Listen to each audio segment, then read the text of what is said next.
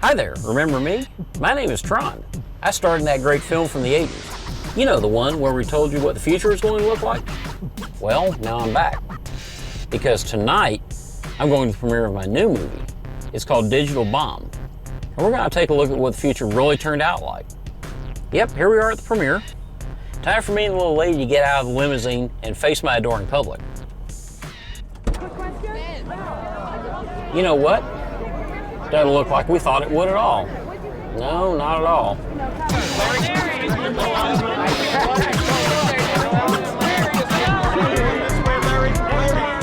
In fact, the future looks very different indeed. I think there's going to be a lot of surprises in this premiere, and I'm not sure I'm going to like all of them.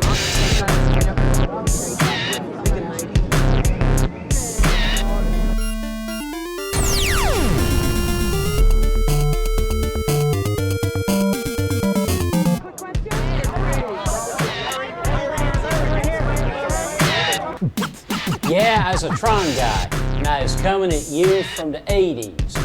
Shiny and new, I come here to get some respect for the movie you shouldn't neglect. As a Tron guy, and I is coming at you from the 80s. Shiny and new, I come here to get some respect for the movie you shouldn't neglect.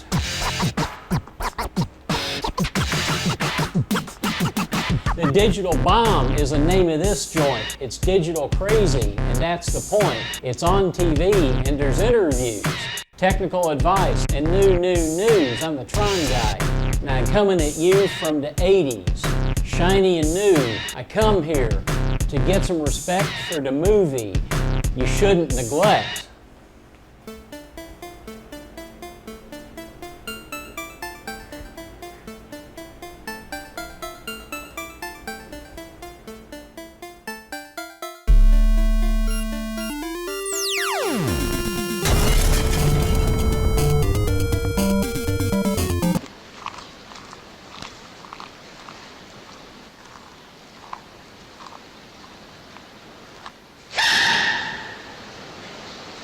A panda sneezed and somebody had a video camera, and now 46 million people have seen that. How on earth could you ever have predicted that that video was going to get 46 million people to see it? You can't.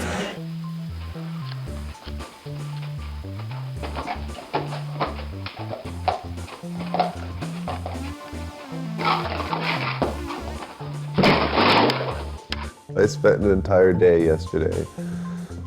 In between doing work, I kept watching this video over and over again of just like a monkey riding a Segway. Failcat at the moment. Failcat is fantastic. If you haven't seen it, make sure you watch it. Things like that are homemade and they come from the heart. It's like, What's Failcat? what do you mean, what's Failcat? You don't know? No, I only know. This is over now. At this point, cue the edit of Failcat.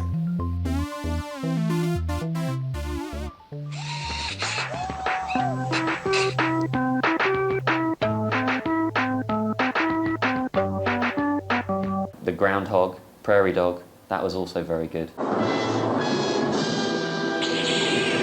What would the internet be without kittens? You know, where would the internet be? It would be an empty, soulless, lifeless husk.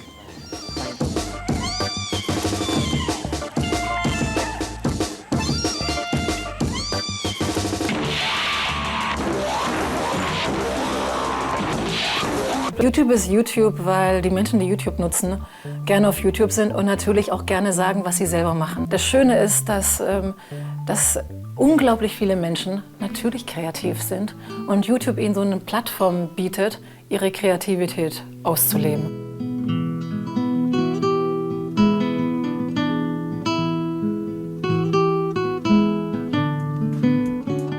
These days, kids dress up in stupid clothes, put themselves on YouTube, and then wonder why everybody laughs at them. Now, who in their right mind would do that?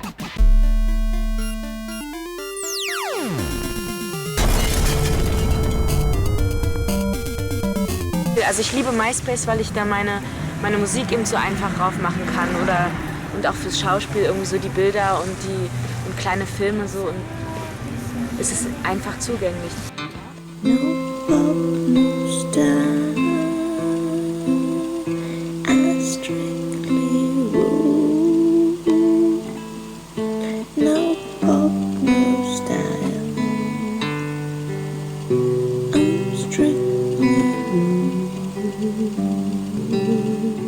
Twitter and like the status message on Facebook, looking at people's MySpace profiles, it's all sort of meant to make you feel good. Ich habe ein Musikprojekt with my friend in San Francisco, so Berlin, San Francisco.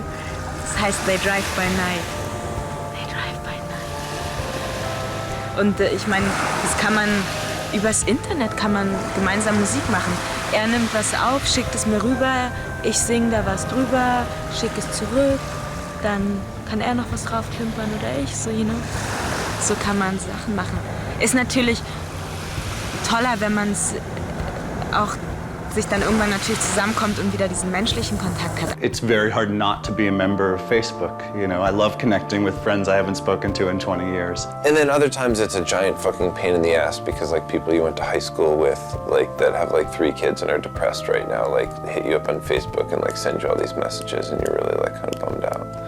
You know, so there's pros and cons. L'Institut de recherche et d'innovation considère que ce que nous appelons nous les technologies culturelles, qui sont les technologies rendues possibles aussi bien par le iPod que par l'appareil photo digital, que par évidemment l'ordinateur et le réseau, mais toutes sortes d'autres technologies qui se développent actuellement, nous essayons d'y contribuer nous-mêmes, sont en train de faire apparaître un monde industriel dans lequel on n'a plus d'un côté des producteurs, de l'autre côté des consommateurs, mais où nous avons des gens qui travaillent ensemble et qui constituent ce qu'on appelle des contributeurs.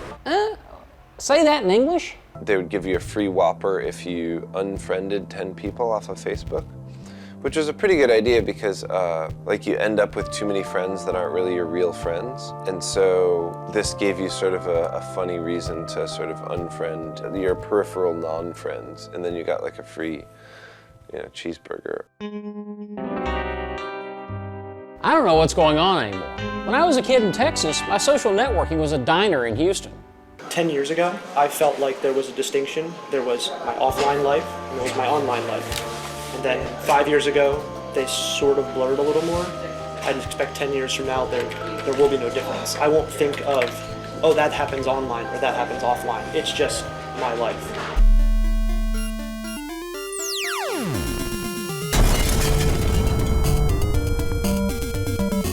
If you're 20 now and you know you have been documenting your life in public on blogs, on Twitter feeds, on MySpace and Facebook and Bebo, it's all out there.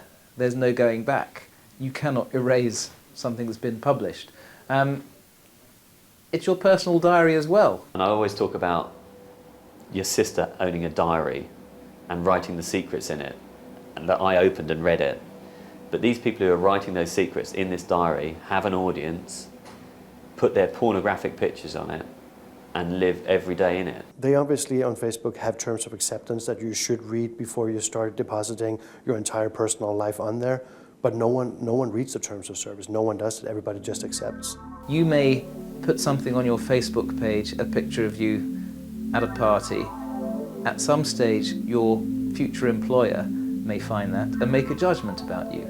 Or your health insurer may say, actually, this guy went to a place where they have cholera, or I think his sexual activity means he's a bad risk. You got the prettiest pussy in the world. Let me see it. No. I want to see that pussy. Come on, you better show me that fucking pussy right now.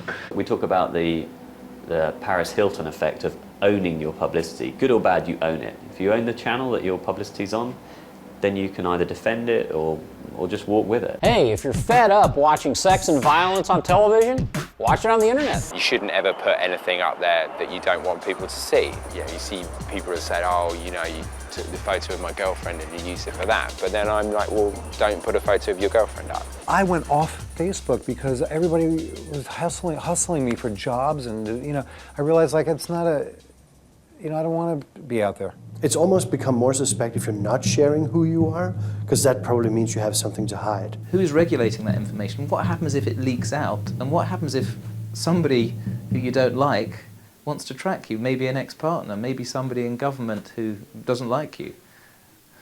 Wake up. What's that Google Street View about? Hey, there's my town. There's my street. That's where I'm working. Hey, that's me. How do they do that, damn it? Google Street View came up under a bit of attack over supposedly breaching our privacy. In fact, that was irrelevant. Google Street View was photographing people inadvertently on the streets. The streets are still public in Britain. If a car can drive down your street and someone can look out their window and see the front of your house, and it's public, so where's that delineation? I personally find the value of Street View far more benefit than the privacy. If you are with a woman you shouldn't be with, well, that's not Google's fault. You know, you're out there in public. They say there's a camera on you 35% of the time. They're probably right. We are watched like never before in this country. I'm on the very corner of the congestion charge, which is right at the end of the road, so it scans every single number plate that comes into the city and automatically knows if you have stolen the car, paid your road tax, paid the congestion charge. It's one of the 250 cameras that will look at me as I go from my home to my workplace every day, on average. It's crazy. So people talk about invasion of privacy. That horse has already ran away over the fields far away.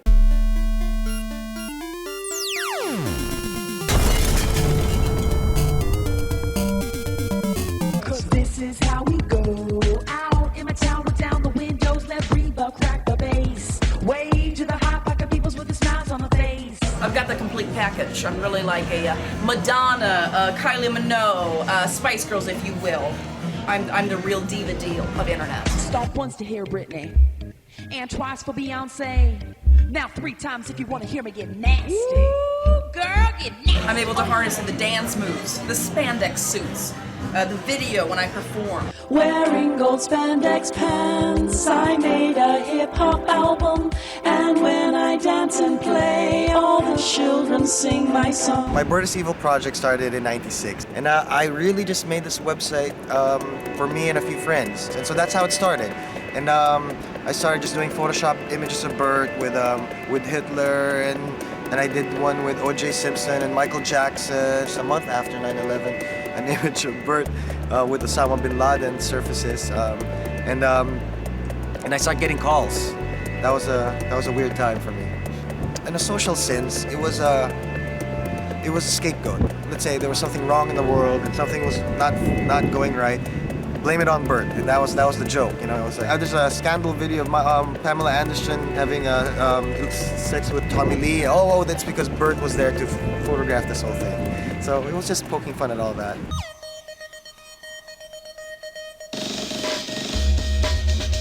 The Bubble Project started about 6 years ago. I was working as an art director at a global agency in New York. And I was very frustrated as the creative because I thought that the ideas that I felt was creative, innovative, were never really produced. Really out of my frustration, I wanted to create a simple device that would instantly transform the ads on the public space. And the answer for that was the speech bubble stickers that you see right here. These are stickers. So I went all around New York City to place the stickers on top of ads, and I always leave them empty so that the passersby can write inside their thoughts and their opinions. And I later go back and photograph the results. And once I had a big amount of collection, then I decided to share the project with the rest of the world because it was only in New York that was happening. So I bought the domain name thebubbleproject.com and I posted the photograph. This is Christmas music. Johnny wishes he was just a little bigger. Frankie wishes he was back on the force. The Professor Brothers is a cartoon series about 2 very inept professors at a community college in America. We're going to talk about a couple of films and Well, let's just fuck this duck, shall we? Let's get going. It mainly focuses on their personalized interpretations of history. Now, everyone who lived in Sodom and Gomorrah had crazy sex with everyone and just about everything. After a while, God heard the rumors, so he disguised a couple of angels as sexy dudes and sent them down to see if the place qualified for annihilation. You can certainly work backwards from the success of these sites, very rationally. Figure out exactly how it happened and work the site so it'll be better or make more money. Of course you can. But I don't think it's predictable what happened, that you can't go forward that way. It's rare that anybody has an idea that succeeds, on the web or off the web for that matter, where the idea is so strong that it's obvious and predictable that it's going to succeed. Together, we've just created a robotic arm! I'll do a project on how to make a robotic arm, or how to make a hovercraft, or how to make a secret compartment book. And then I'll see people take the ideas, make them, and as they're making them, they think, oh, I should do this. And then they take it further and they do something else and they keep going. We're making a way of learning that is really special. Nous sommes connectés absolument en permanence avec nos téléphones, avec nos différents objets nomades, bientôt avec ce qu'on appelle les objets communicants. Et dans cette société-là, de nouveaux types de comportements sont apparus, en particulier dans le domaine culturel. What was that about? If you do the cooking by the book, then you'll have Break it down, bitch. Let me see you back it up. Shut that ass down, load it, pick that motherfucker up. Break it down, bitch. Let me see you back it up. Shut that ass down, load it, pick that motherfucker up. A while back, a friend and I, he made an audio track of a remix from, he used clips from the artist Lil Jon with a kids show, Lazy Town.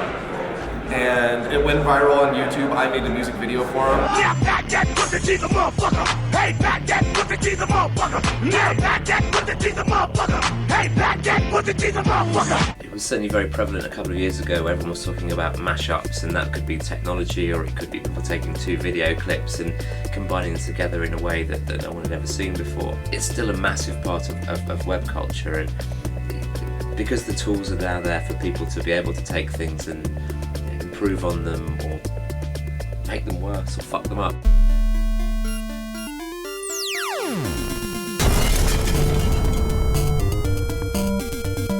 A big Range Rover rolls up to me and the guy in the back seat starts a-yelling. Hey, baby, I see you looking. I wasn't... Oh, yeah, you want it. You want it. Yeah, you want it. I create a lot of online video content. Viral videos, as everybody loves to call them. I am going to punch you. It doesn't matter, because I'm taking anyway, baby, even though you want it. Cadbury ist auch ein sehr gutes Beispiel aus England. Mit den zwei Kindern, die diesen Augenbrauentanz machen. To use a baseball analogy, they're curveballs. It has to be something that you don't really see coming. You know, it comes in at an odd angle, and then all of a sudden, oh, holy crap, look at this, I gotta tell 1,000 people about it.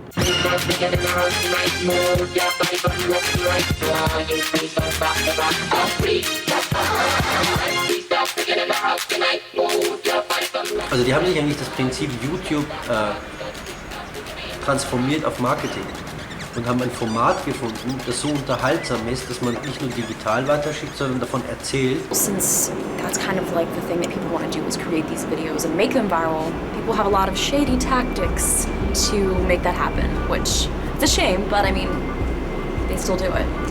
It's not genuine when that's... I mean, a lot of the videos that we see that are viral, they're not genuine. I have an iPhone, and I had to switch to AT&T. Okay, that's wonderful. Well, I got my first AT&T bill. Right here. In a box. I mean, I never intentionally create them to be viral, but one of the most popular ones to date has been the 300-page iPhone bill. So I got this phone bill that came in a box, and within 2 hours of posting the video, I mean, I had interviews with USA Today, Fox News, pretty much all of the major news sources. You first gained fame on the internet with a very famous video of you opening your iPhone bill. Yes, I did. They can't be forced. And the ones that work most effectively online are the ones that just kind of happen. They're all organic.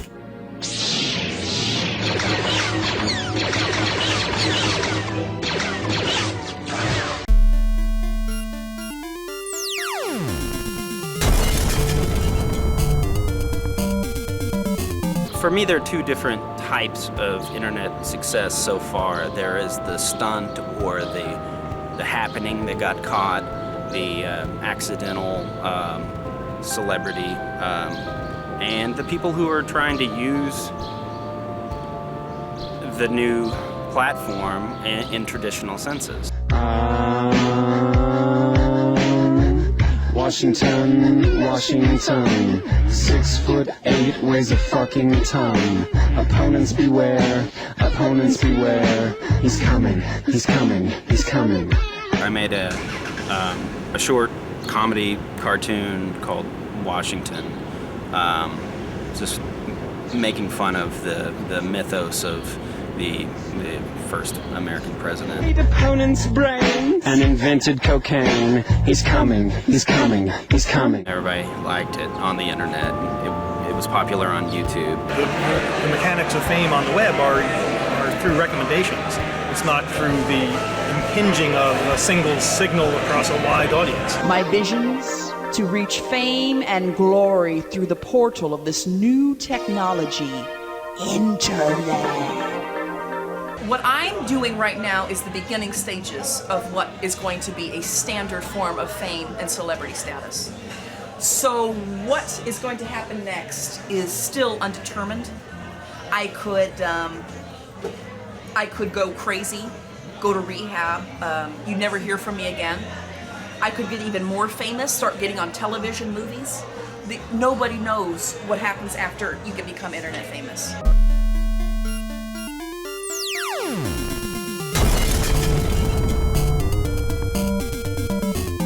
Wake up everybody, stop sleeping. They want to charge more. Big companies are creeping into our internet. Stop screwing with the internet. We like it the way it is. These large companies are reaching out to us. I mean, I've had a lot of meetings with these television agencies and companies that want to know how they can do this or what they can do or how they can take me away from the internet and put them on this show.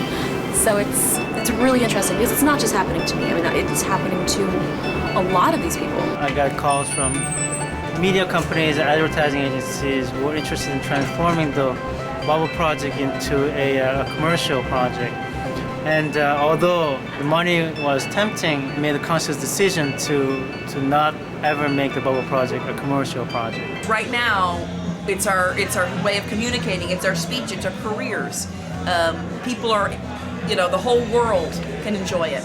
But unfortunately, big business, money, they see a chance to profit and they're gonna cut the strings of our freedom. There'll be certain niches that the big corporation will take, but obviously, when all the shakedown happens and everything's in place, there'll still be something for the small guy, for the independent artist. I think that's something that we all need to be aware that this is an issue, and what are we going to do about it? I think that's something that we all need to collectively figure out and do it before it's too late.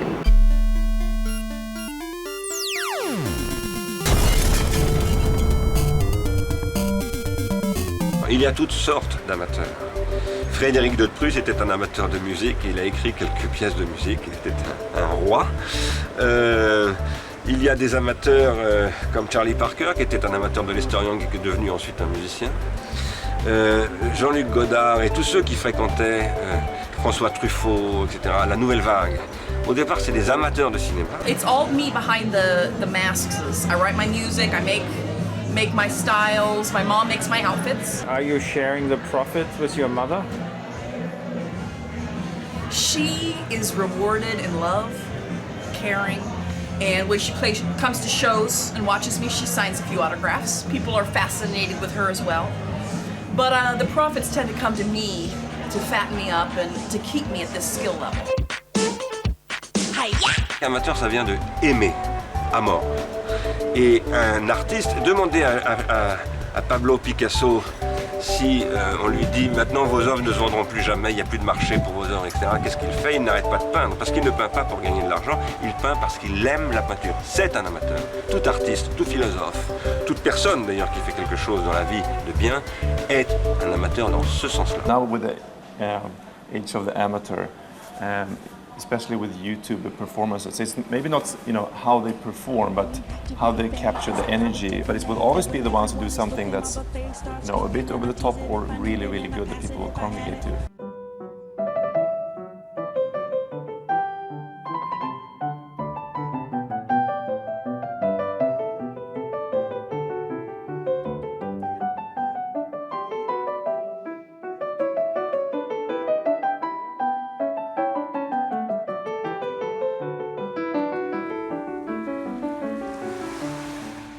En tant qu'amateur, on se cultive, comme on fait de la culture physique si vous voulez, mais il se trouve que quand on fait de la culture spirituelle ou artistique ou philosophique, on prend aussi soin des autres. Voilà.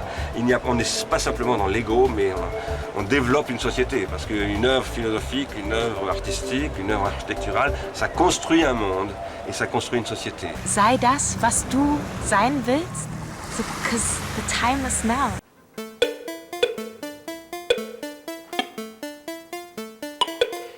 Wow, who knew, huh? The future sure is more complicated than I thought.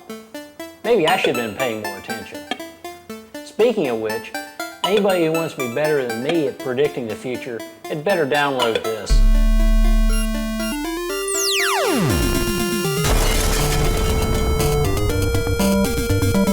It's an ongoing question what drives interactive advertising or digital advertising, whatever you want to call it these days, whether it is strategy or creative or data. Marketing has to be a conversation for the first time in forever. What you do as a brand actually becomes almost more important than what you say as a brand.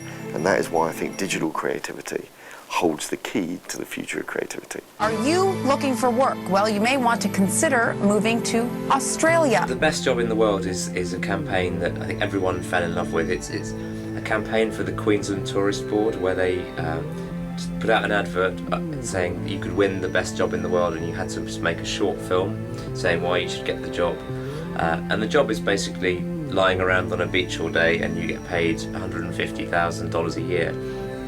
And all you have to do is feed the tropical fish. And even from the job ad itself is an advert for a wonderful life that we can all only imagine. I'd be very good at it. You'd have to remember to feed the fish. And it was such a contagious idea that the day after it came out, it was in all the newspapers.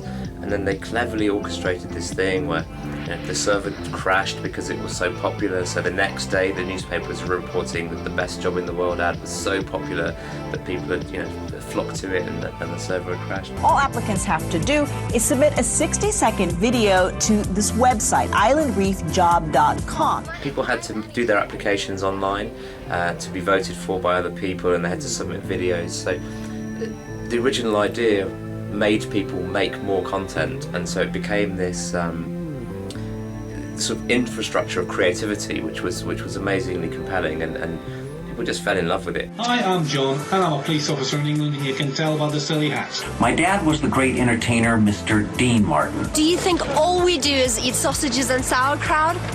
Well, let me prove you wrong, because I'm definitely not one of them. Here in the north of Sweden, the sea is covered with ice. So if you want to go snorkeling, you need an icebreaker. The people became the campaign. So, once the initial idea had been seeded, that people's creativity and the way that they created their applications, if it hadn't been popular, then the campaign wouldn't have worked. So it shows that effectiveness and creativity are massively, massively linked. What I love about the Oasis thing is it uses the media in a different way, and it's actually getting people to create their own media. And it's one of those sort of ways where you just flip something. New York's a challenge, isn't it? And I think once you master that, you master anything. What artists are paranoid about is their tracks getting out and people hearing it before it's been released. So what Oasis did is they found these cool street musicians and they taught them how to play their songs. Get off your high horse, lady. I don't need no ride tonight. Liam flies over, tells them how to do it, and actually some of them were better than he was. But I appreciate the guy that's got to make a living off playing tunes. We're all in the same boat. We presented it to Warner, who was very interested in making this happen. We had a warehouse where all the street musicians, all the 20, 25, 30 acts, were rehearsing in the morning with the band. So the band came there and they heard their own songs that they've been playing for a long time. I love Oasis, especially Wonderwall, because I played that song from 1995 to 98. And it paid my rent for 3 years. Good, wow. Me too. Me too. I'm still playing it. And then they send them back out into the streets of New York and in the subways. And then using digital technology, they told people how to find them, and people, were congregating on the subway. Huge crowds appeared, and then they're twittering it, they're blogging it, they're photographing them and sending their mates pictures and text, and it just kind of created more and more of a buzz. It's beautifully executed, and I think it's very innovative, and it also works. It completely turned it round. It's not getting a media company to book you a load of space. It's kind of creating their own media, it's creating their own buzz, created a story. And it's a new channel for record producers and music companies to distribute an album in advance. This is a shit idea, this actually. Whoever fucking... I hate the record now. Yeah, trying to make us look really bad. Overnight I've just gone, shit. That's how we should have done it. I'm just a huge fan. I might even buy the album. So yeah, you fuckers, nice one.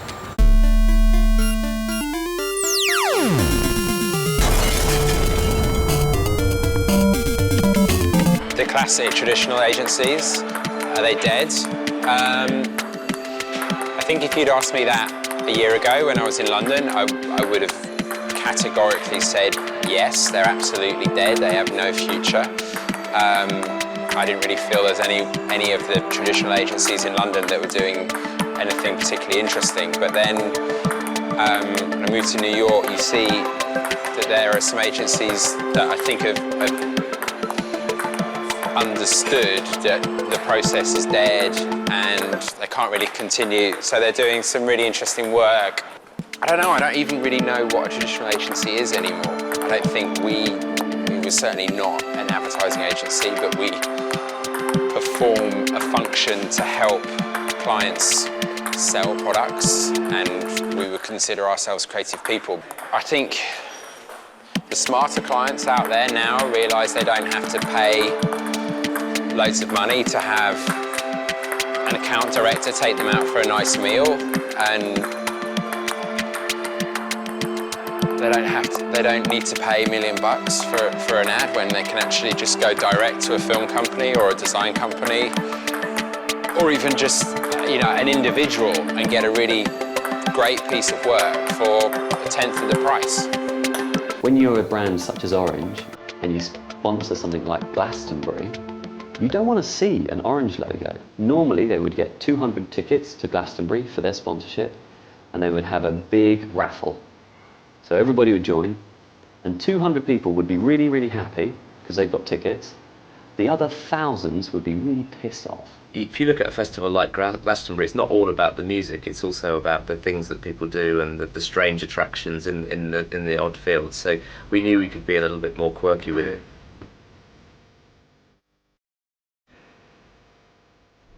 How would you get mud on your boots, is what we said to them. We said, okay, we took a field in a secret location in Norfolk, and we got a bull. And the bull's called Derek. And Derek had a GPS collar on him. So he used Orange's technology, GPS, and you could look with webcams from the corners of the field and you could see Derek moving around. You could go and click videos with a farmer and he's a lover, this one, he's not a fighter. We've had to put Daisy in the field, just calm him down a bit. And at 12 o'clock we would shut the cameras off, and at 2 o'clock you had to guess which square metre of the field he was standing in. And if you got it right, then you were entered into the draw. The last sort of big digital project I did in London was a project with John Malkovich, where we We took a script and we got him to write the first scene to the script, and then we made a site and we opened that up to everyone, and they could submit their ideas to the script, and he would edit that, and that was it was, for me personally, it was a brilliant project, because working with him, he was fantastic.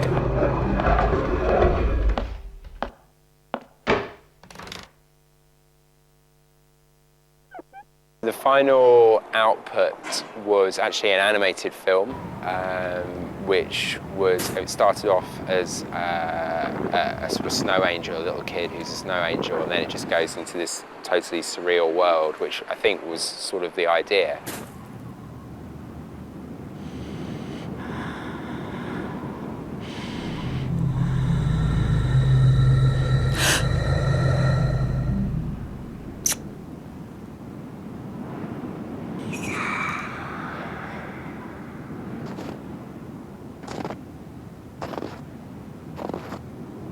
It was for Sony Vaio laptops, so there was a big integrated campaign, so there were a load of shots with him walking around Paris with a laptop. Then we had the idea, okay, look at John's world through his laptop, and oh look, he's working on a script. You can be part of that script, you can be part of that process.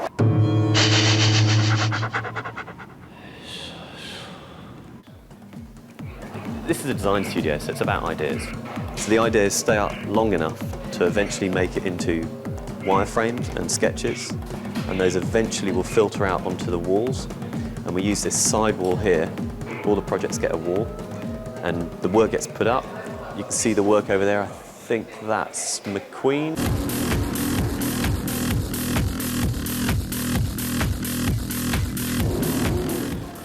You can see all the little sticky marks on it, so everyone starts to put comments on it and everyone builds upon it, and eventually those layers become the website.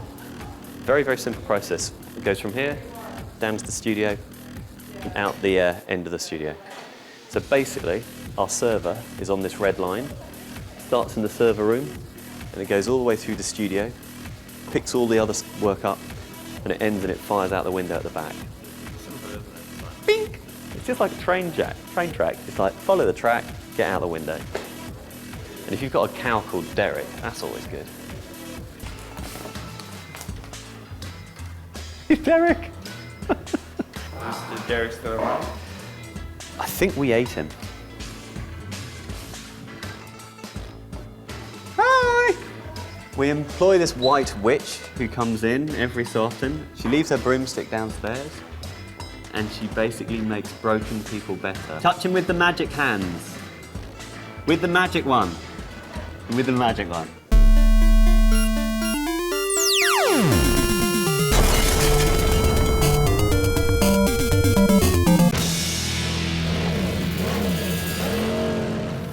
Dodge and Chrysler, they're going through a crisis. So right when the economy tanked in September was right when they were introducing their new Ram pickup truck, which is their most expensive vehicle and uses a lot of gas, and it was exactly the worst timing for a big truck launch. So we had to create a program so cool, so different, and so exciting, it would convince whoever was still in the truck market to say, no doubt about it, I'm buying that frickin' Ram.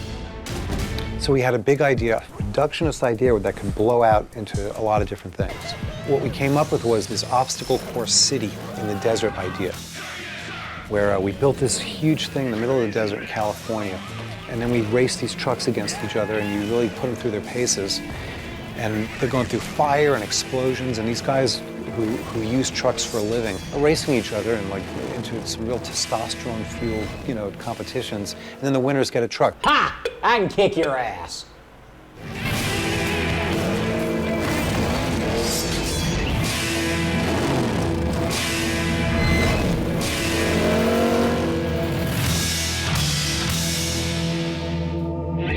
So the commercials actually look like movie trailers that led you to these amazing online films of these guys racing, and you get to know them, and it's pretty exciting. And then the web experience of how you got to see the truck and get into the truck and do the course yourself online, it was pretty cool. And we surrounded and delighted the Chrysler consumer with stuff that they really could engage with. So they managed to increase their market share in a damaged market and sell some trucks. These days, you can sell anything on the internet.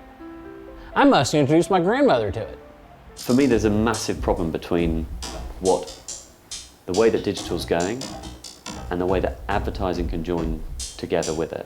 Probably a lot of people trying to sort of have it both ways, like kind of have the monopoly sort of feeling of the old way where you got to control the communications and control the conversation while actually taking advantage of the new medium, which is open and free and, you know, full of discourse.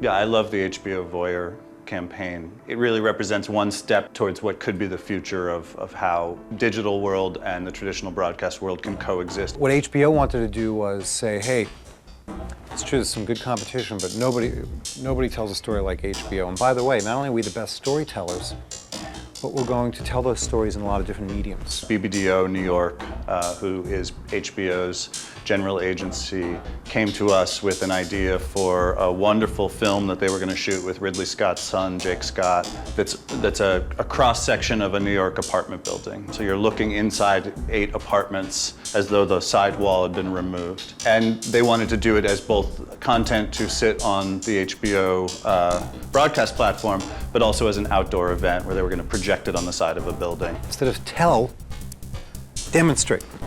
So instead of say we're going to do these great stories and we're going to have them in these cool places, just come up with a great story and have it be in all these places. Like be it instead of say it. Our role was to take that traditional piece of film and create something that's very natively digital for everybody else in the world who didn't have HBO. So we started with this establishing shot that we built of much more literally putting somebody at that apartment window with the binoculars sitting on the windowsill. You hear the sounds of the city, and the first click initiates the experience, and you zoom forwards towards that building. And then the next moment was just subtly seeing the people behind the windows, and you think, oh, okay, well, I'm not sure what's going on here, but it's worth one more click, you know, and that's all you can really ask of somebody, and knowing that and knowing the mindset of somebody on the web, and then that second click reveals some of the apartments. And then, oh, now you've got them a little bit and you can really pull them in. And then it was about giving them the tools to see that in the way that was most natural to them. You can't think in a linear way.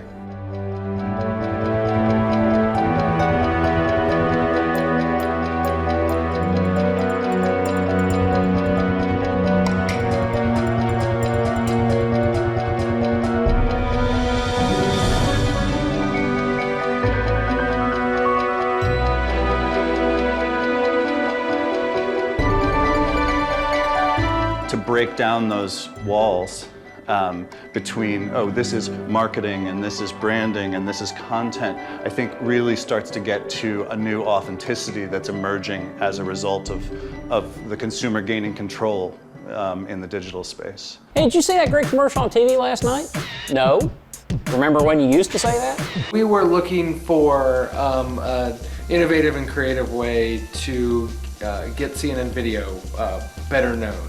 We were making t-shirts based on the news headlines. They were digitally printed, so you'd be reading CNN and you could buy a t-shirt with the headline of the article that you were reading, which was a big sensation from a PR perspective because it was a crazy new thing that CNN was doing. What our real goal was to find a way to make CNN part of what all marketers try to do, and that's make our content viral and have people pass it around and become part of that discussion. And that's a big challenge for a traditional brand making that transition. We have like a whole site that's a store now that pulls in all the news headlines, and we have like photo galleries of people out in the world like kind of wearing the shirts and things. And what it's actually turned into is like giving people sort of a fashionable way to sort of have an affinity for news.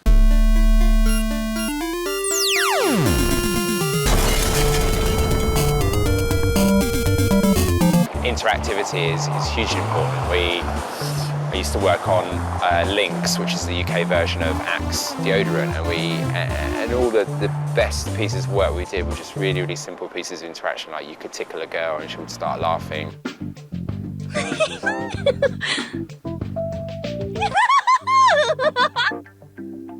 It's a simple interactivity that I think the new generation of people expect. We did a campaign for winter driving.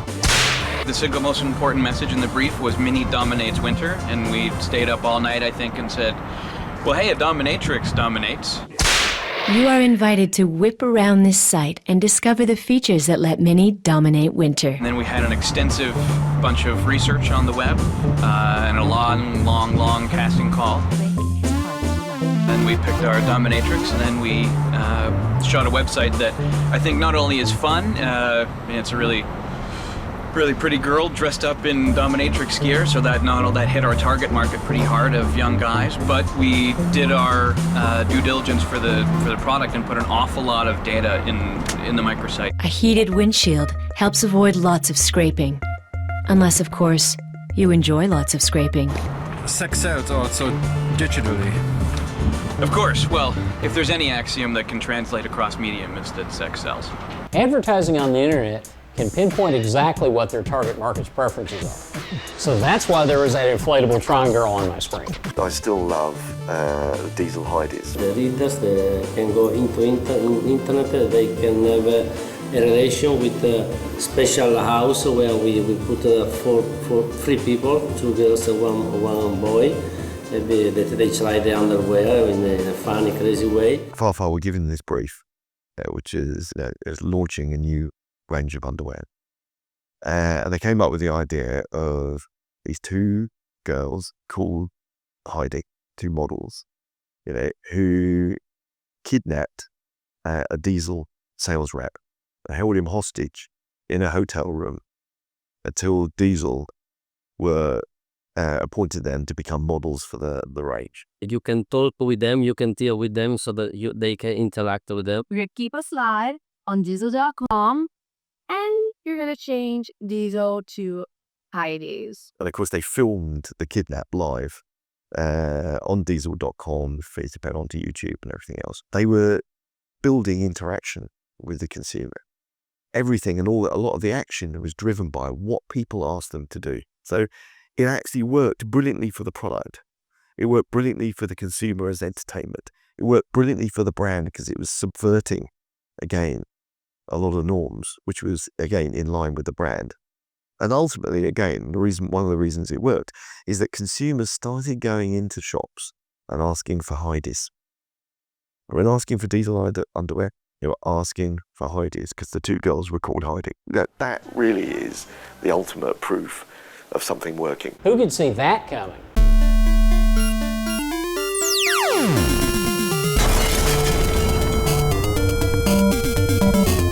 The line between a valuable product and an ad are blurred forever. And blurred on favor of the side of valuable product. I think advertising that smells like advertising will forever, be dead.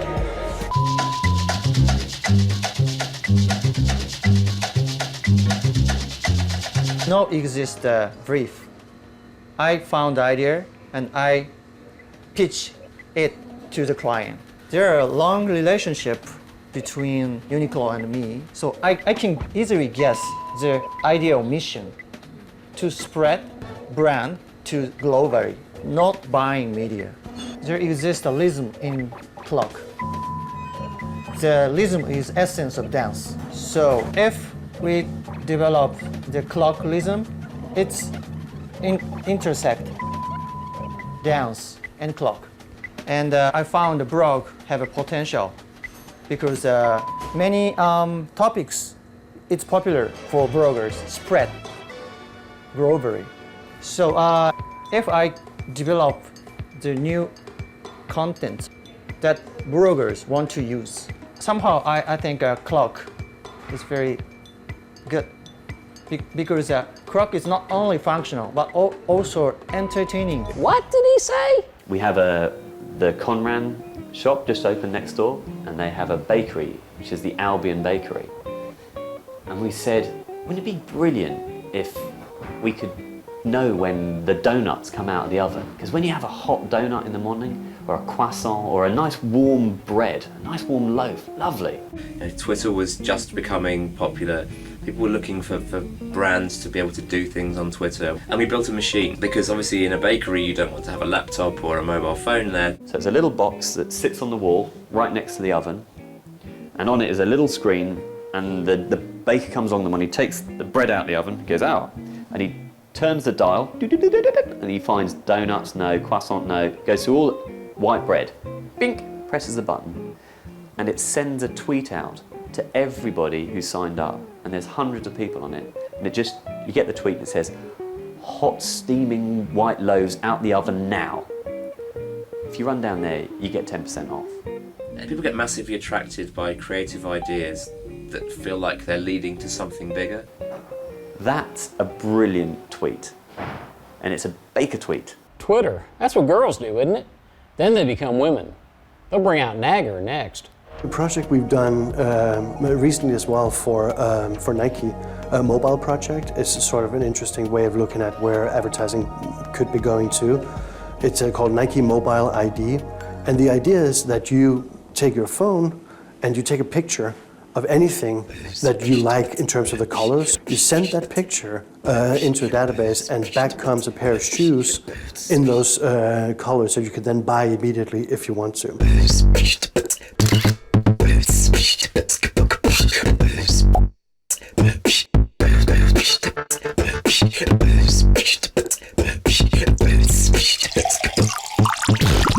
Let's say I was wearing those shoes, and you go, those are some very interesting shoes, and I have a story to tell. So it almost becomes like your shoes become viral, if you know what I mean. It may be too late for me to catch up, but you still got a chance. Check this out while you've got time.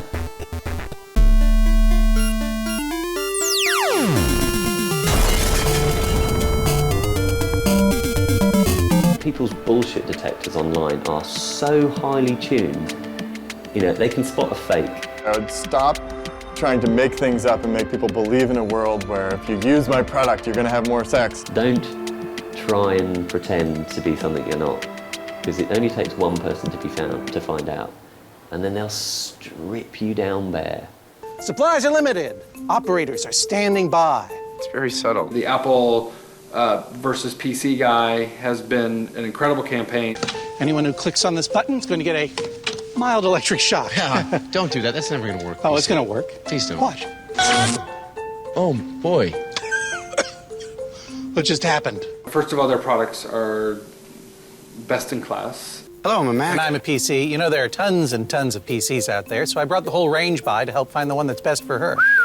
It's a lot of PCs. So what do you want? Well, I want a computer with a big screen. Okay, small screen, speed it. What else? Well, I want it to have a fast processor. Okay, slow PCs, go. What else? I just need something that works without crashing or viruses or a ton of headaches. Did you say no viruses or crashes or headaches? Yeah. Ugh, she's all yours, Mac. Hi, how are you? Good. I'm a Mac. I'm a Megan. If you're trying to trick the consumer, if you're trying to cover things up, they will find out. And that's quite empowering for a consumer. And for a smart corporation, it's a way of boosting your brand more than any viral video can. If you lie, everybody knows, and then the publicity is, oh, you lied, and that's no good. You can't be a dick on the internet because basically people will find you out. When you do digital work, when I'm commissioned by a Stella Artois to make a film, I'm not competing against Bex. They loud.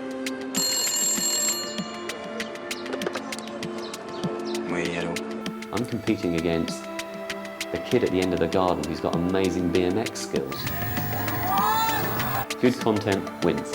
And I don't care who makes it. So this is Poke. That's hi guys. Hey. The spirit of the team is something that's a big deal to us. We're family. We're small. Hey Will, can you bring up our website? This camera is always sitting on the "Don't Give Up" sign. It's always sort of, it's always pointing at, basically our ongoing attitude. It's really interesting, and it has a sort of live chat component built into it. People show up and they ring this little doorbell here, and we've had interviews on it. We've hired people through it. It's kind of neat. So we made a little video about our office and about our webcam. This is us trying to make the web a more friendly place.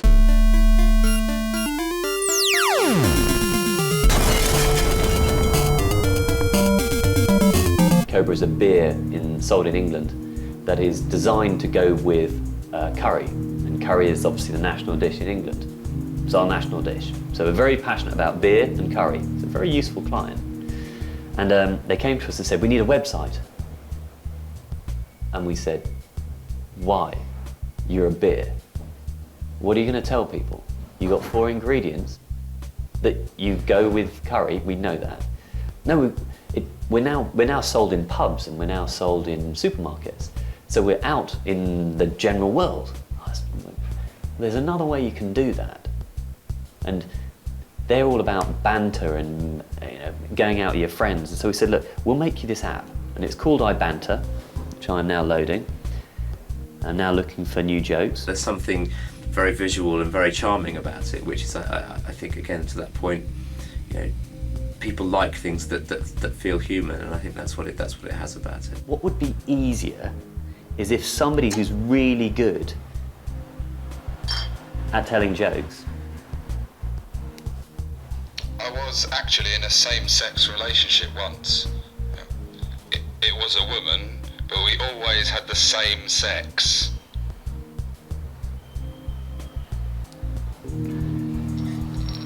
That is the only advertising on it. People fall in love with the idea of holding the thing up to their mouth, when actually it's sort of impractical and it's kind of not particularly usable, but I think it creates a sort of an iconic moment. My dad is a bit like me. He's hairy, he's Jewish, he's a bit of a disciplinarian. He used to say, do you want to feel the back of my hand? Do you want to feel the back of my hand? Not because he'd hit me, just because he had a really hairy hand. It was nice to stroke. So it's called iBanter, and so every Friday I give 10 new jokes from the best new comedians come on this device. If it's Valentine's Day, we can give them Valentine's Day jokes. If something happens in the news, we can give them something quick. But it just literally makes, everybody the best joke teller. I think people just like the charm of technology being sort of subverted in that way. You don't need a website. What you need is, to tell jokes. The world's fastest growing religion is Jediism. It's a lot like Buddhism, but whereas Buddhists believe in reincarnation, Jedis, it's all about a sequel. A sort of life after Darth. Life after Darth. It's great. Cobra. That's Web Plus. Don't make websites. Make totemic objects, social objects. Make me the hero. Hey, what's that all about? I think the future happened and I missed it. I'm saving the world from invasion by alien forces, and what happens? Damn it, no one else appreciates it, that's what. Look what everyone else is getting up to while I'm protecting their way of life. On this day, we gather because we have chosen hope over fear. The internet got Obama elected, for sure. As much as JFK won because he was personable on television, and he was the first politician that had figured out how to be charming on the new medium of television. Obama won because he had figured out how to be charming on all the mediums, on television and in the newspaper and on the internet and on my phone and in my email and my social networking and everything. He worked it all out. So he's multifaceted communicator, is his great strength. Which he should be. He's the president of the United States. That should be a requirement. We invented all this shit here, Well, we were asked to get involved in the campaign. We were actually asked to get involved during the primaries while Obama was still fighting it out with Hillary. If you knew that visiting your grandparents could change the world, would you do it? Of course you would. You'd have to be a douche nozzle not to. If he was to become the candidate, how could we help, particularly in the swing states in the US? There's 4 or 5 swing states, because it was going to come down to that. And we realized that Florida was the largest state. And the Florida vote can make or break an election. If you don't think that's true, why don't you think back to 2 elections ago when a little man named Al Gore got fucked by Florida. We realized that if you could go after one, instead of going after everyone, if you go after one demographic, even though they were allegedly going to vote Republican, the elderly Jewish vote. Elderly Jewish voters were all over the state of Florida, and they were an incredibly cranky part of the population, really hard to reach, didn't believe anybody, very argumentative, very conservative, and quite frankly not inclined to vote for a black man. If Barack Obama doesn't become the next president of the United States, I'm going to blame the Jews. We knew that there was a dichotomy in that almost to a T, all of their grandchildren were going to vote Democrat. And I know you're saying like, oh my God, Sarah, I can't believe you're saying this. Jews are the most liberal, scrappy, civil rights-y people there are. Yes, that's true. But you're forgetting a whole large group of Jews that are not that way, and they go by several aliases. Nana, Papa, Zadie, Bubby, plain old grandma and grandpa. These are the people who vote in Florida. How would you best reach them? There's really only one group in the world that could. It's their grandkids. And we thought if we could just connect the two, that might be the most interesting way to actually get people to consider Obama. If they vote for Barack Obama, they're gonna get another visit this year. If not, let's just hope they stay healthy until next year.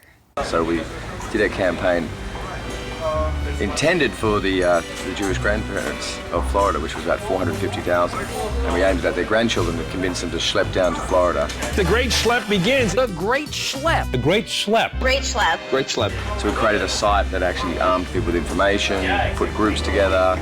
Sarah Silverman did a fantastic video. We did all this stuff.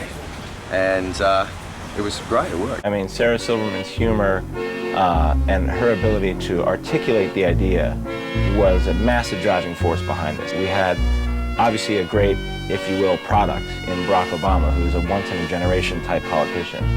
And we were able to identify a demographic that is usually written off as unmovable.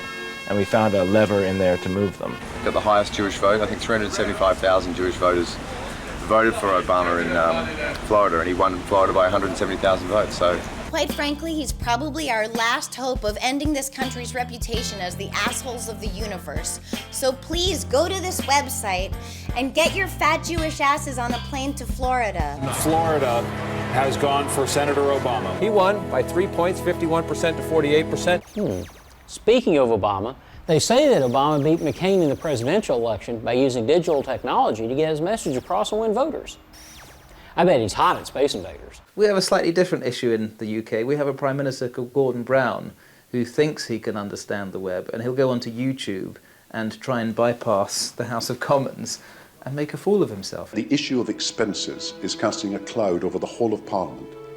So members of Parliament need to have the humility to recognise that the country has lost confidence in the current system. To restore our faith in Parliament and the good that it can do on the public's behalf, we must commit to tightening up the system of allowances urgently. His performance was stiff. It was clearly a contrived number 10 backroom way of avoiding public criticism. You've got to be cool, Gordon, if you're going to be online. The kids will find out.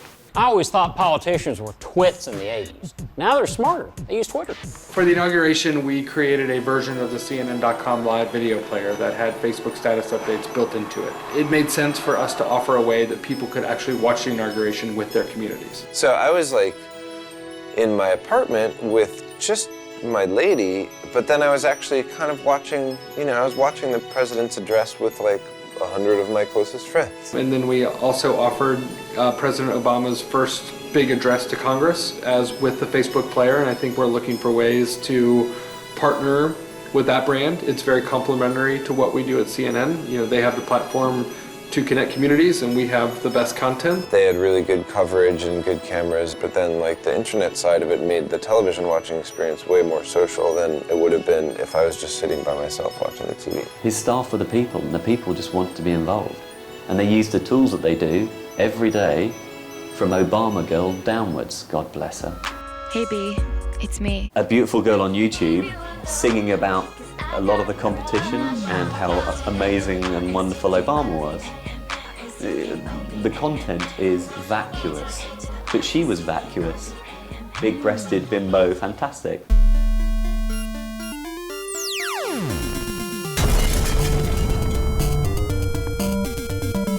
There's an entire generation that basically doesn't like getting their fingers dirty. I can't fold a newspaper, it's pathetic. I still get the New York Times over the weekend because I enjoy getting ink on my fingers, sitting around, having breakfast, drinking coffee and reading a newspaper. The paper media, the piece of paper, is really no longer necessary.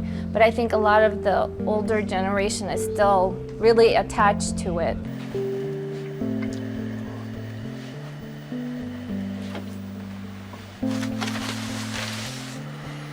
Maybe newspaper, they going to close in 10 years. Maybe we don't read anymore the newspaper, or just we go to read the newspaper on the internet in the morning. In that respect, I think print media, as you know it from the daily newspaper, is probably going to go the way of the dodo very shortly.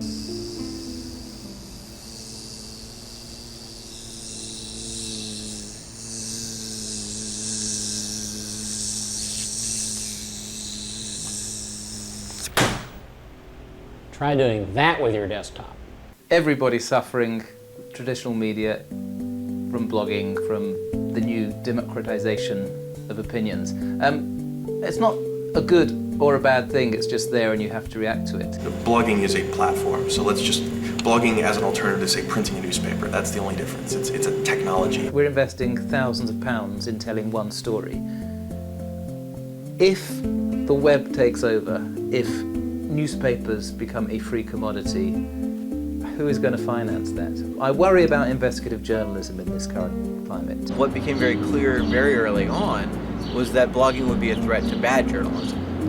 And by bad journalism, I mean that which is poorly researched, or people don't know their topics, or which is kind of obviously bought and paid for. One of the challenges we have as a print magazine that comes out every month is we can never compete with the daily news feeds. What we can do is contextualize better, get expert opinion, develop a reputation for being reliable, both as a curator of stories, but also we check things, we know it's accurate.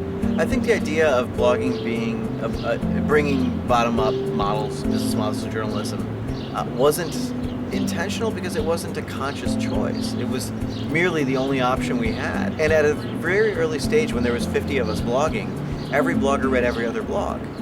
And so that idea of that this might someday be 50 million people or 500 million people, it just didn't even come into the message. It would have been a silly assertion to think.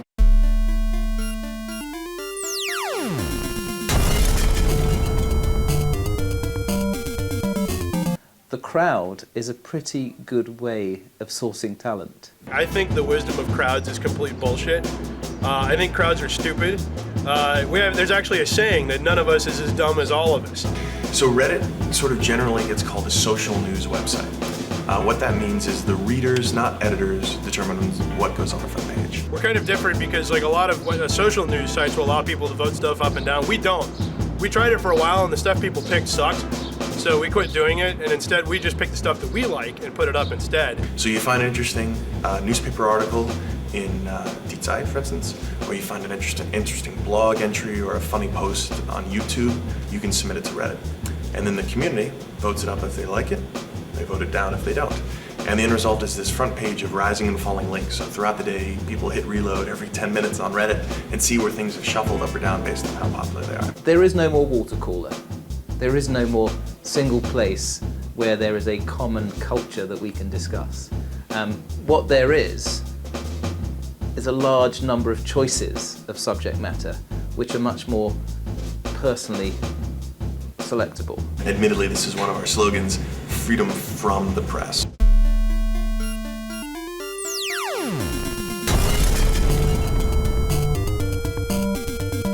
If only this was on the f***ing internet, then I can say any shit I wanted to. As the internet's reach has increased throughout the world, I think it's hard to keep information hidden if somebody really wants to find it. And in that respect, that's what democracy is about, isn't it? Making sure that the information out there is correct and is being shared. I was following Iran's election and uprising with my reporters in Iran closely. This movement was bottom up. It was a grassroots movement, but nevertheless, it managed to produce a very organized, very sophisticated protest. It gave a very clear message that the era of rule by control is over. People capture images because the images that come out in mainstream media, I believe they are not truthful enough. They are not giving the full picture. So maybe putting them next to what people privately shoot gives this collage, actually, this is the truth that is going on. Individuals used technology, used internet and text messaging in order to organize protests. But when the government expelled foreign journalists and also began intimidating and arresting local journalists, then citizen journalism unfolded like never before. YouTube also became very important. Videos such as Neda's death created both national and international outrage and became a phenomenon around the world. The world wouldn't have been the same if we didn't have the footage of Neda's death on the net now. It makes a huge difference. Especially sometimes footage, it becomes symbolic. It becomes a symbol of a bigger picture. At this stage, Iranian youths were using text messaging, Twitter, in order to document police abuse and also to inform the global community. When I was watching TV, I was watching what was happening in Iran. I think that the main thing that stuck with me was something that CNN said, the revolution is going to be Twitterized. The cyber world, of course, is helping people to get connected to one another. I mean, we had, for weeks, mobile phones were off in Iran, so we couldn't really text message one another. And in many areas, the waves were all cut, so we couldn't contact each other on mobile phones. But luckily, there are anti-filters everywhere, so people send each other the filter breaker. So when you apply that in your computer, you can actually go through the filtering, the filtering that authorities put in your way. What is particularly interesting about Twitter is it allows people to be in touch with one another while they're in move. They can inform other people from their whereabouts. Truth tends to get out. Information wants to be free. You know, Iranian bloggers are having their viewpoints picked up. For example, on June 12th, they sent a text message to people's cell phones indicating that if you're planning not to vote, think about June 13 when you wake up and you realize Ahmadinejad is your president.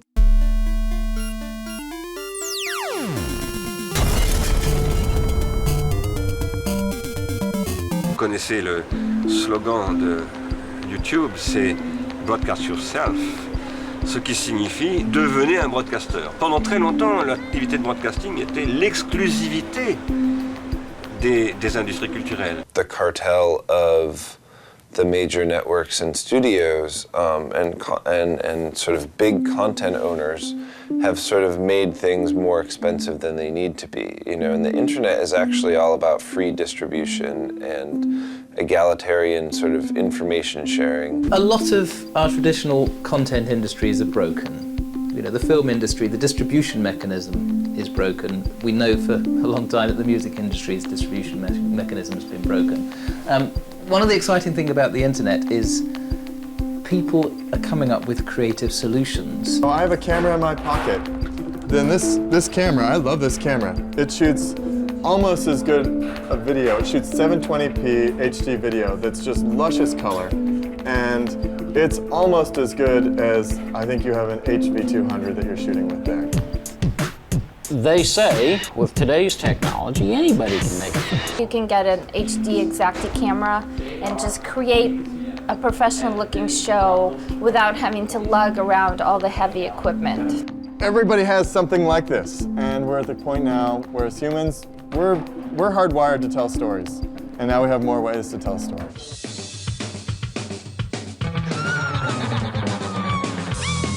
Since November 2005, myself and Eddie Codell have done a show on the internet called Geek Entertainment Television. It's an online video show where we interview people about the geeky things they do on the internet. They don't necessarily have to do with technology. They just have to be geeky. Hi, this is Wonder Woman Irina Slutsky reporting on location at San Francisco's WonderCon. Let's see what superheroes we can find today and ask them questions just for you. Of course, it's still a lot cheaper to produce my show. It's just myself and a cameraman, and we go around producing it. We use Final Cut Pro. We have one computer, a Mac, that we do it on. You can think of something and you can do it. Having a studio, having lights, having production assistants, having all these sound systems, having all of this is no longer, one, necessary, and two, viable. It is pointless to resist. It's going to become much more of a buffet where you pick and choose whatever you want.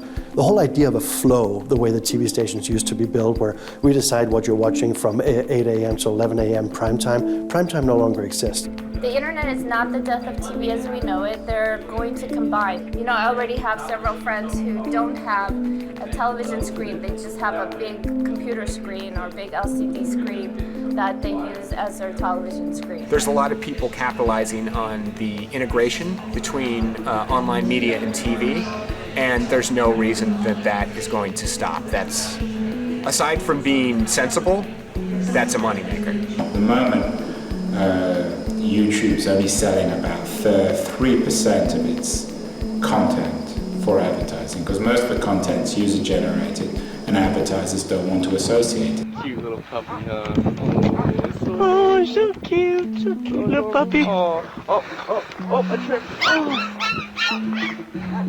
That's mean. That was mean, Matari. Can they take YouTube and turn it into a viable business? If they can, then Google YouTube becomes perhaps the most powerful brand and channel in mainstream media. Cute little Marine. Oh, so cute. So cute, little Marine. Zipper 5? Oh, that's mean. That's just mean, Sparky. You have to search for video, and when you search for video, usually you find thousands and thousands of pieces of crap and one thing that's good. Typically, we only use YouTube or those video sites because someone sent us something interesting. Programming is going away. So one thing that we created, Aaron and a few guys here created at Poke, was this idea of Uplate TV. It's UPL8.tv. And the name comes from the idea of you sitting around at 3 a.m., you know, all of us when we have insomnia and we're sitting at home, just nothing on television, and you're just sitting there with the up arrow on a Sunday afternoon or 3 a.m. in a weeknight, just next. We've all been there. So we've decided, well, why don't we make something that's in the spirit of that, where instead of the only way to find good content is by hoping somebody sends you a link to a YouTube video, what if we curated a list and then offered that to people? So Uplate TV loads. It's an interfaceless website. There's nothing to do here except read one little piece of copy that says slap the space bar for the next clip. Every single time you do, another popular, interesting clip that people are talking about currently is shown. So you just hit next, and the minute you're bored, like maybe these kittens are kind of cool, as soon as you're bored, next. And you get the next one. And then we created something behind it that learns from how often clips are being hit. So if this video only lasts for 10 seconds, because most people hit the spacebar now, over time that's going to get worked to the bottom of the list and new videos will be inserted, so it kind of cleanses itself. And we're using this just to learn about video content and the interfaces that go with it, and the idea of the thing that we think of as the TV and the thing that we think of as video content online being merged. I don't know what's better, communications through wires or communications through the sky. Satellites or...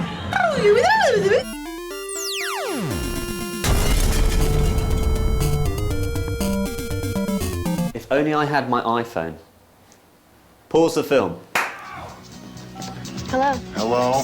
Hello. Hello. Yo, yo. Hello. Hello. Hello. Hello. Hello. Where's that phone? A look at this single device. There's only 20 million being sold in the world. It's a tiny, tiny fraction. But it was fundamental, like a bomb, like a splinter, in changing the power setup. iTunes Store makes more money out of selling apps than music already. So, I mean, that for me is a huge cultural shift. So if you can create something for the iPhone and sell it for $3.99, then you know, that's a really kind of interesting model. For the first time, you've seen all these massive, huge brands, the Nokias, the Blackberries, the Motorola's of this world going, we need an app store. We need to develop that. We need a slice of that, was it $550 million profit that they made last year for sitting back and letting the most creative people in the world, its audience, create things they want. For example, I'll show you something that Brian Eno has done, which I think is pretty cool. Yeah, so there's this thing called Bloom, which you see, it says, it's a piece of software written by Brian Eno and Peter Chilvers. It lets you create music out of like touchscreen, and then it will synthesize the music and turn it into a kind of orchestral piece, which I think, yeah, that's great. I think it's going to be, on a serious note, increasingly more important, because when you and I were growing up, computers, when they said the university has a computer, basically it was one wing of the university, which was the computer, and then everyone had these little dumb terminals, and you booked a time. I'm going to have it from 9 till 9:30, and I controlled this enormous computer, you know, which was half the powerful as this. At the moment, we're seeing a rise in cloud computing, which is cloud storage. So Google Documents, or I'm accessing all of my data, but I'm storing it there. I'm still creating it here. It's the idea that content is stored in one place, and you just have whatever devices that are indigenous to your moment, whether you're on a subway and you can look at it on your phone, or whether you're in your living room and look at it on your TV to access that same content. If I have the right money and the right connections, I can control enormous amounts of computing power. And so increasingly, these will just become keys in a lock to unlock whatever you need right there. The web now is 10,000 days old, it's about 12 years old, as we know it, you know, this sort of sharing information in a visual form. Obviously, it's growing arms, claws, and it's scratching everything, trying to grow up. So now, for me, I think we have to think of things that are just so crazy that people are just going to go, well, that's not possible. But evidence has shown that it is possible. We can do silly things. Ready? Door opening. Are we going up? I'm on the ground floor. Doors open. Ready? I'm pressing the button. Doors opening. Doors closing. Thank you. Brilliant. So we got 30 seconds to tell us about the future of... Oh, the elevator pitch. This is my Mr. Hollywood. Let me tell you what the future is. The future of the internet. The future is the internet is going to be more appropriate, is going to be more single-minded, and we're going to have more power in our pockets and less size. Cloud computing. Not cloud storage, cloud computing. That's it. Well, there it is. The future is now. Didn't turn out like we thought it would at all. But you know what? I'm not so sure about the new future. I think I was happier in the 80s. In fact, I'm going to call the 80s right now.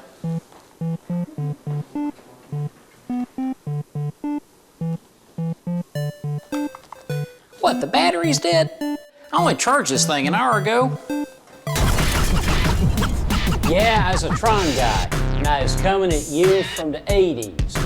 Shiny and new, I come here to get some respect for the movie you shouldn't neglect. As a Tron guy, and I was coming at you from the 80s. Shiny and new, I come here to get some respect for the movie you shouldn't neglect.